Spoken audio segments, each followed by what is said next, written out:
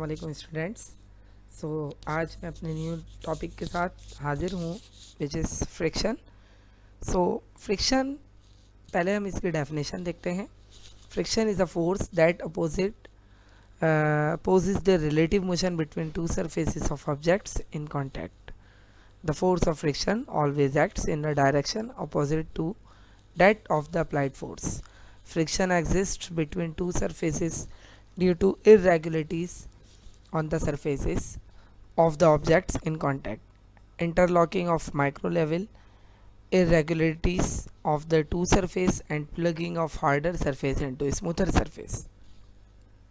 यानी कि जब कभी हम दो सरफेस को एक दूसरे के ऊपर रखते हैं और उन दोनों सरफेस की आपस में जो फोर्स होती है उसे हम कहते हैं फोर्स ऑफ फ्रिक्शन। लाइक के हम अपने एक हाथ के ऊपर दूसरा हाथ रखें और उसको रब करें तो वो दो सरफेसेस के दरमियान जो फोर्स अट्रैक्शन की होती है उस फोर्स को हम कहते हैं फोर्स ऑफ फ्रिक्शन। अच्छा, फ्रिक्शन के इफ़ेक्ट्स क्या होते हैं, यानी किन किन चीज़ों के ऊपर फ्रिक्शन इफ़ेक्ट करती है। उसमें सबसे पहली चीज़ ये होती है कि रफनेस ऑफ द सरफेस, यानी अगर सरफेस रफ नहीं होगी तो वहाँ फ्रिक्शन नहीं होगी ऑब्वियसली। तो इसका मतलब यह है कि फ्रिक्शन की बात होती है कि वहाँ रफनेस होनी चाहिए। The extent to which the two surfaces press together. अच्छा, दूसरी चीज़ कि कितनी दोनों सरफेस के दरमियान जो है वो इंटरेक्शन है और उन दोनों सरफेस की नेचर क्या है, यानी तीन चीज़ों के ऊपर डिपेंड करती है। फोर्स दोनों सरफेस की, इसके अलावा सरफेसेस की रफनेस और नेचर सरफेस की, इसके ऊपर फैक्टर्स हैं जिसके ऊपर फ्रिक्शन इफ़ेक्ट करती है। देन हमारे पास जो है वो 4 टाइप्स के फ्रिक्शंस होती हैं। पहली फ्रिक्शन होती है which is static friction. Static friction क्या होती है कि जब भी आप किसी दीवार को फोर्स लगा रहे होते हैं तो वो अपनी जगह से तो नहीं हिलती, लेकिन उस दीवार और आपके हाथ के दरमियान जो फोर्स होती है वो कहलाती है static friction. Then sliding friction, यानी जब आप स्लाइड्स करते हैं तो वो कहलाती है स्लाइडिंग फ्रिक्शन। जैसे जब आप जो है वो किसी भी झूले से या वाटर पार्क के अंदर जब आप स्लाइडिंग कर रहे होते हैं तो वो फ्रिक्शन क्या कहलाती है, sliding friction. Then rolling friction.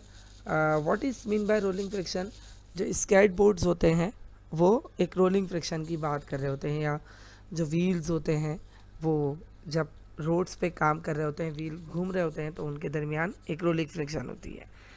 And then fluid friction, जैसे हम स्विमिंग कर रहे होते हैं या फिशेस पानी में मूव करती हैं तो वो फ्लूइड फ्रिक्शन कहलाती हैं। अच्छा, अब फ्रिक्शन के इफ़ेक्ट्स क्या होते हैं, यानी फ्रिक्शन अपने इफ़ेक्ट कैसे करती है। सबसे पहली चीज़ कि फ्रिक्शन हीट प्रोड्यूस करती है, यानी जब कभी किसी बॉडी के दरमियान फ्रिक्शन हो तो वहाँ हीट प्रोड्यूस होती है। एंड सेकंड वन कि फ्रिक्शन जो है वो मोशन की अपोज कर रही होती है, यानी कि जब फ्रिक्शन हो रही होती है तो मोशन कम हो रही होती है। अब बात आती है फ्रिक्शन के एडवांटेजेस की। तो friction between pen and paper enabled us to write on the paper, यानी ऑब्वियसली जब पेन और पेपर के दरमियान फ्रिक्शन नहीं होगी तो हम लिख नहीं सकते। मैंने आपको पहले भी ये बात बताई कि सरफेस डिपेंड करती है, फ्रिक्शन सरफेस के ऊपर डिपेंड करती है।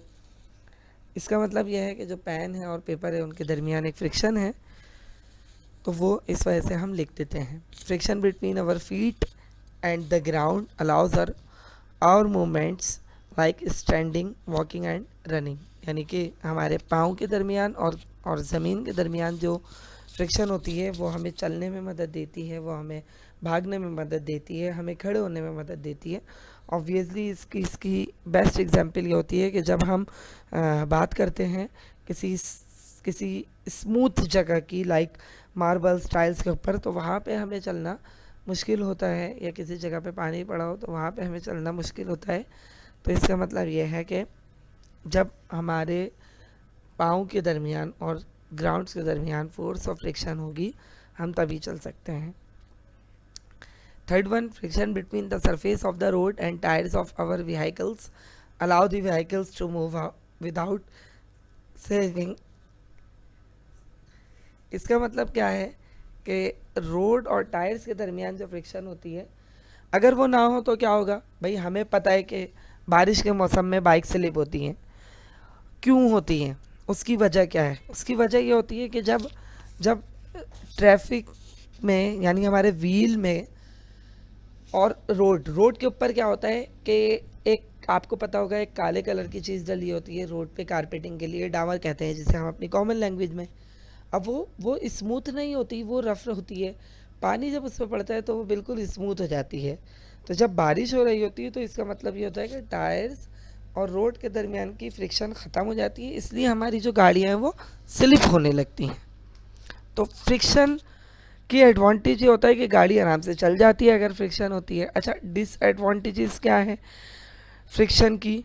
अगर किसी जगह पे फ्रिक्शन ज़्यादा होगी तो वहाँ गाड़ी स्लो होती है, स्लो चलती है, या अगर कहीं बहुत ज़्यादा रफ सरफेस होती है तो वहाँ हम भी तेज़ ही चल सकते हैं। तो ये पहला डिसएडवांटेज हो गया।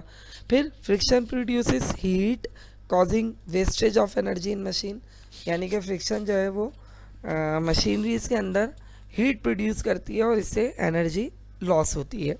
Friction causes wear and tear of moving parts of machinery, soles of shoes, यानी अब भाई शूज़ हम पहन के चल रहे होते हैं, भाग रहे होते हैं, तो फ्रिक्शन की वजह से क्या होता है कि वो ख़राब होने लगते हैं, उनकी सिलाई खुलने लगती है, या उसके नीचे जो है वो एक मकसद फ्रिक्शन की वजह से जो शूज़ होते हैं उनके सोल्स ख़राब होने लगते हैं, और मशीनरी के पार्ट्स भी क्या होते हैं फिर ख़राब होने लगते हैं।